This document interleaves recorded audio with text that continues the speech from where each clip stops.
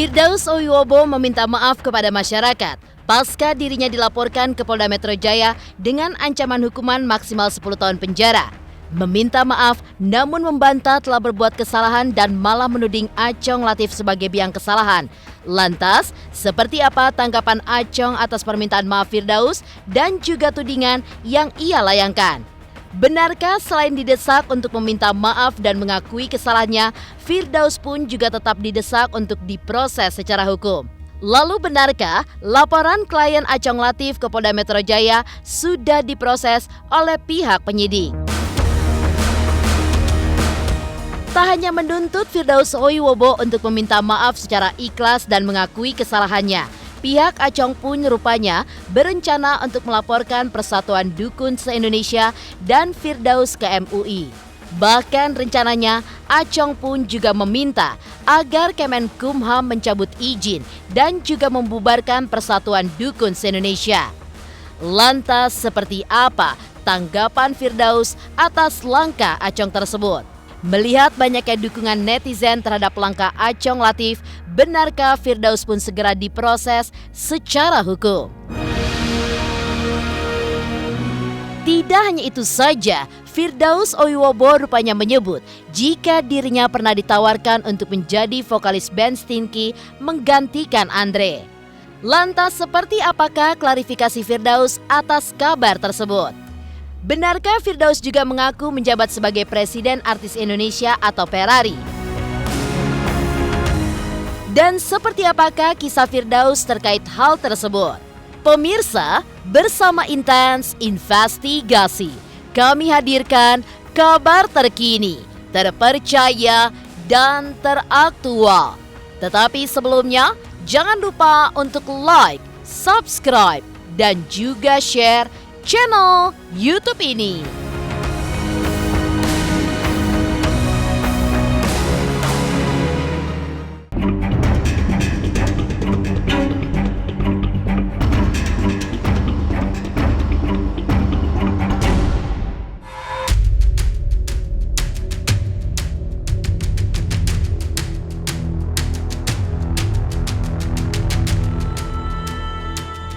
Pasca dilaporkan ke polisi, kuasa hukum Persatuan Dukun se-Indonesia Firdaus Owiwobo akhirnya meminta maaf atas videonya yang dituding Achong Latif telah melakukan pemberitaan bohong dan diduga menyesatkan masyarakat. Meski meminta maaf, Firdaus mengaku dirinya merasa difitnah oleh Achong dengan menggunakan potongan videonya. Pihak Achong pun menanggapi permintaan maaf Firdaus yang dinilainya tidak ikhlas karena Firdaus meminta maaf tapi tidak mengakui apa kesalahannya.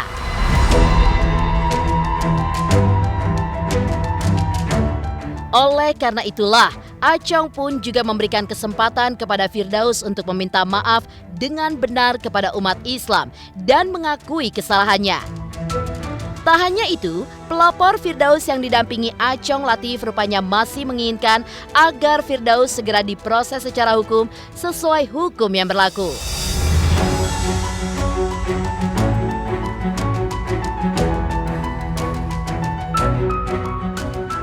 Assalamualaikum warahmatullahi wabarakatuh. Malam ini saya ingin mengucapkan permohonan maaf ya.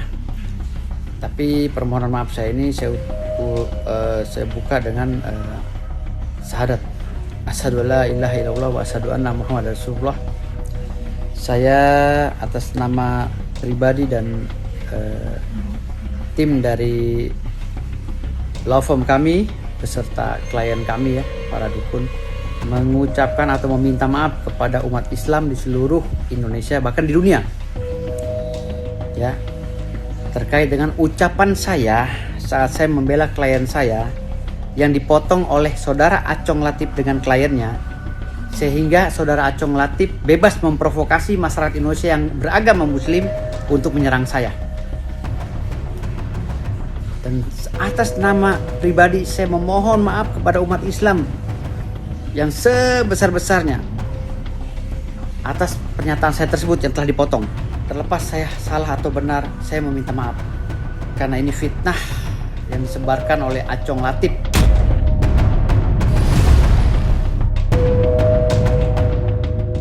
Saya sudah lihat dia itu minta maaf kepada masyarakat Muslim Indonesia khususnya dan masyarakat Muslim dunia katanya terkait video yang saya potong atau saya maksud dia mungkin saya edit segala macam, saya nggak tahu lah maksud dia. Tapi yang jelas ya permintaan maafnya dia kan nggak ikhlas, nggak serius. Jadi seolah-olah minta maaf dan membela dirinya bahwa video itu muncul karena dipotong-potong. Itu dijelas kok. Dia mengatakan di video itu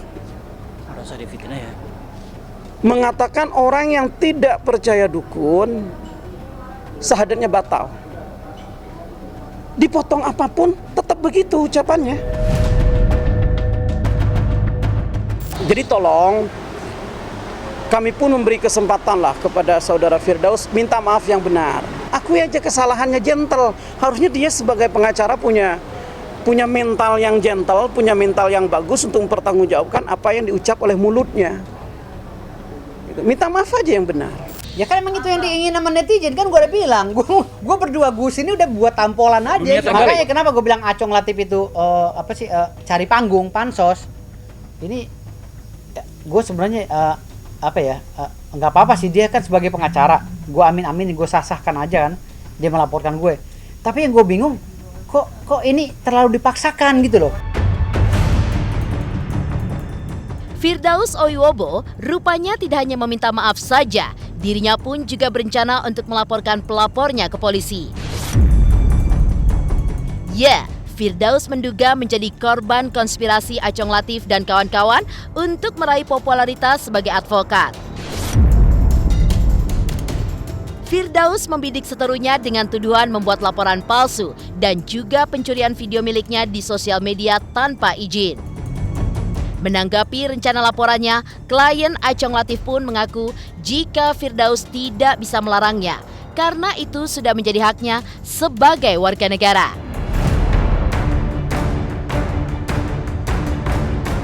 Karena kalau laporan gue besok masuk nih, lapor balik gue masuk tentang pelaporan palsu, kan kasihan kliennya. Kliennya ibu-ibu, ya kan, ibu-ibu ini kan pasti konsultasinya sama si Acong Latif. Gimana Pak Acong, CS, rekan, apakah ini masuk? Kalau masuk oke, saya ikut. Kan gue takut ini cewek cuma jadi korban doang. Korban konspirasinya Acong biar tenar, jadi terkenal jadi pengacara. Kalau dia mau melaporkan balik saya itu silakan. Tidak ada yang melarang juga, itu hak dia. Setiap warga negara mempunyai hak untuk melaporkan siapapun. Mempunyai hak untuk melarang siapapun juga. Dan durasinya tuh pada situ gue video setengah jam kalau nggak salah. Gitu loh. Tapi yang diambil sama mereka cuma 2 menit apa setengah menit gitu loh. Loh kok nih video utuhnya mana? Sementara gue live di Instagram gue hampir setengah jam. Penjelasan gue tuh detail gitu tentang itu. Diambil lah di sini, dipotong. Nah ini kan gue bilang ini pencurian. Nah akhirnya menurut pasal 5 ayat 4 ya Undang-Undang ITE, setiap perkara Undang-Undang ITE ya mengedepankan alat bukti yang tidak sah itu kan tidak bisa dipakai. Hakim wajib mengesampingkan kasusnya. Tidak sah dong, maling malah gue bisa tuntut. Kenapa ngambil gambar gue nggak bilang-bilang? Ini salah fokus nih Firdaus. Jadi saya ini seolah-olah sepertinya menurut dia mungkin saya melaporkan video. Katanya dipotong-potong. Enggak. Barang buktinya itu bukan video. Kalau mau tahu. Barang buktinya adalah link media sosial ataupun misalnya seperti channel-channel tertentu lah. Link itulah dan saudara Firdaus ini kan yang bicara di dalam itu. Tentunya kita ke teman-teman kepolisian atau ke kepolisian secara instansi menyampaikan ini, tolong ada ucapan yang begini, selidiki. Dari permintaan maaf Firdaus Oiwobo, tapi justru menyalahkan Acong Latif sebagai penyebabnya. Lantas benarkah Acong pun juga akan melaporkan Persatuan Dukun se-Indonesia ke MUI dan meminta Kemenkumham untuk mencabut izin dan membubarkan organisasi tersebut. Pemirsa Intens Investigasi, jangan lupa untuk like, subscribe, dan juga share channel YouTube ini.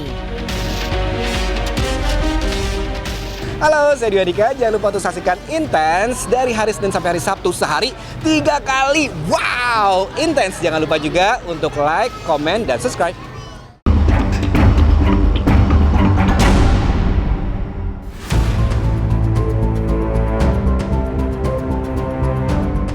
Ketika Firdaus Owiwobo meminta maaf kepada masyarakat pasca dipolisikan dan juga terancam hukuman penjara maksimal selama 10 tahun. Di sisi lain, seteru Firdaus yang bernama Acong Latif pun rupanya sedang menyusun strategi untuk melaporkan organisasi Persatuan Dukun se-Indonesia dan juga Firdaus Owiwobo ke Lembaga Majelis Ulama Indonesia.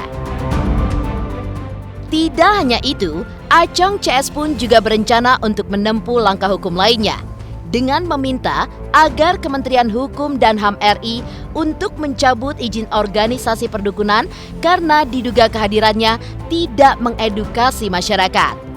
Lantas, seperti apakah Firdaus menanggapi langkah Acong Latif tersebut? Dan benarkah Firdaus pun bersedia untuk melakukan sumpah pocong? Kita masih mengkaji dari ucapan Firdaus ini apakah ada muatan menista agama atau tidak. Kalau ada, kita masih mengkaji nih. Kalau ada, kami pun tidak akan segan-segan untuk melaporkan Firdaus ini tentang penistaan terhadap agama. Bisa jadi puluhan laporan kalau dia nggak hati-hati mulutnya. Saya akan lakukan upaya-upaya hukum lainnya. Salah satunya adalah kelompok komunitas atau persatuan perdukunan yang Firdaus maksud ini, saya akan minta kepada Kumham untuk dicabut aja izinnya. Jangan sampai dengan kelompok-kelompok mereka ini yang harus memaksakan masyarakat ini dan narasi-narasi yang dia sampaikan itu membangun kesesatan. Jangan sampai seperti itu. Jadi pencegahan salah satunya adalah saya akan minta ke Kum dan HAM untuk mencabut izin atau apapun yang dikeluarkan untuk organisasi atau kelompok yang Firdaus maksud itu, kelompok-kelompok perdukunan lah. Karena tidak mengedukasi itu. Kalau berbicara masalah melecehkan agama, apakah gue ada niat? Gue siap disumpah pocong, nggak ada gue niat melecehkan agama Islam. Kalau memang harus ada sumpah pocong, nggak usah hukum negara, sumpah pocong, nggak ada niat gue.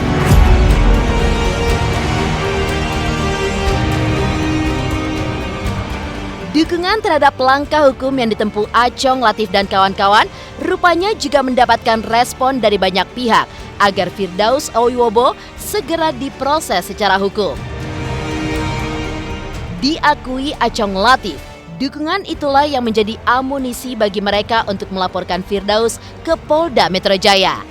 Tetapi benarkah Firdaus pun tetap merasa tidak bersalah dengan pernyataannya dalam video yang telah tersebar di jagat maya? Buktinya apa? Respon dari netizen.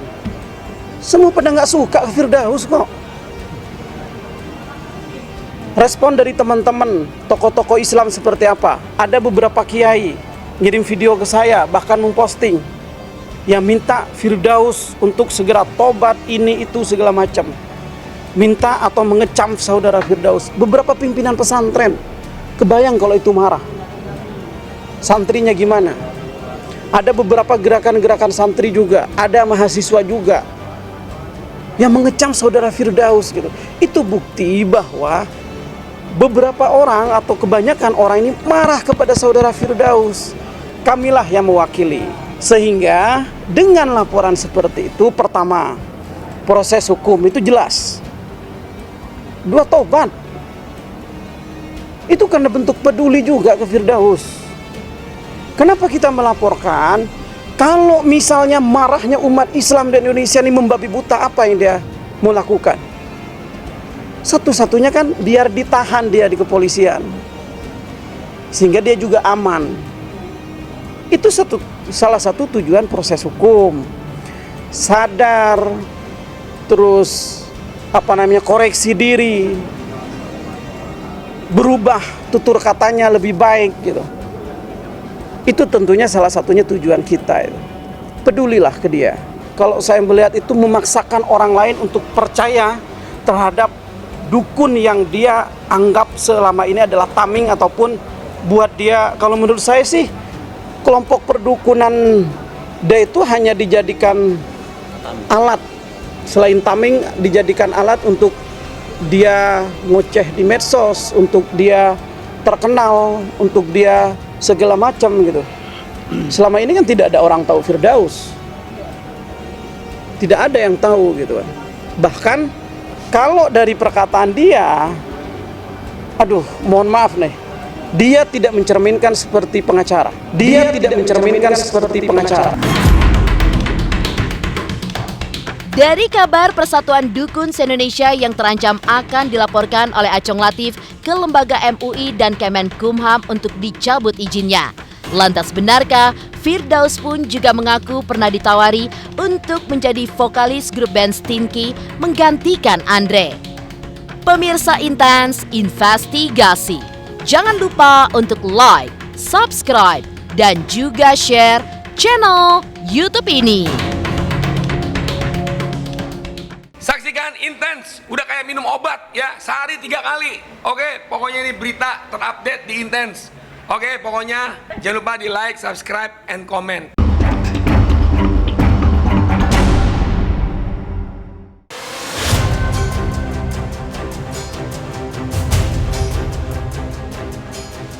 Selain hebohnya kabar Persatuan Dukun se-Indonesia dan Firdaus Wibowo yang terancam dilaporkan Achong Latif ke MUI dan meminta Kumham agar mencabut izinnya, kabar heboh lainnya adalah soal pengakuan Firdaus yang menyebutkan jika dirinya pernah ditawari untuk menjadi vokalis grup band Stinky menggantikan Andre.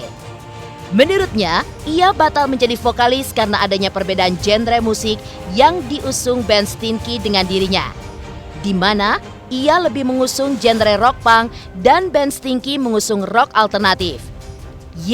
Pengakuan Firdaus tersebut membuat heboh netizen. Kan gue ini kan jadi rocker sejak tahun 90, ya kan? Dari kalangan rocker itu kan, bahkan gue tergabung dalam vokalis rock Indonesia di bawah pimpinan Iki Lamo. Iki Lamo tuh grup mantan vokalis Edane. Gue bareng Roy Jekonia, Bumerang, bareng Andiri, Papa Segala, kita gabung dalam vokalis rock Indonesia. Gitu loh. Nah, gue penyanyi rock, vokalis rock Indonesia.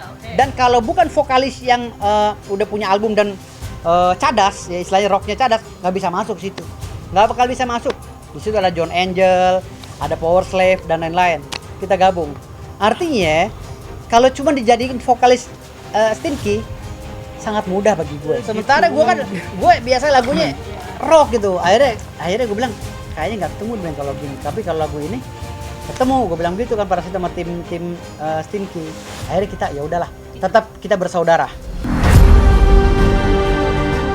Tidak hanya mengaku pernah ditawari untuk menjadi vokalis band Stinky, pengakuan mengejutkan Firdaus lainnya adalah jika dirinya pernah menjabat sebagai Presiden Persatuan Artis Indonesia alias Perari. Lantas, seperti apakah nasib Perari yang dipimpin Firdaus saat ini? Apakah masih eksis atau justru sudah hilang bersama pandemi COVID-19? Kan gue jadi presiden artis, aktenya baru keluar, ya, akte pendiriannya baru keluar tahun 2019. Begitu akte keluar baru mau selamatan COVID kan gitu. Gue mau ngadain selamatan nih, akte udah keluar dari Kemenkumham, akte udah keluar. Ini cerita bener, akte udah keluar, kita mau selamatan. Gue udah mau undang Charlie apa segala, udah mau bikin dan seremonial atau di hotel di Jakarta kan. Tahu-tahu ada berita di Cina orang berjatuhan gara-gara COVID-nya kan nggak tahu masuk ke Indonesia. Makin tegang dong suasana, akhirnya kita gak jadi tuh seremonial.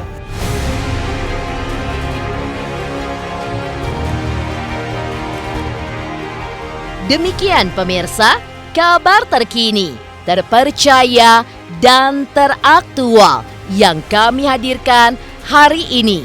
Saksikan terus Intens Investigasi setiap hari Senin sampai dengan Sabtu Tayang 3 kali sehari, yaitu pada pukul 11 siang, 3 sore, dan 7 malam hanya di YouTube channel.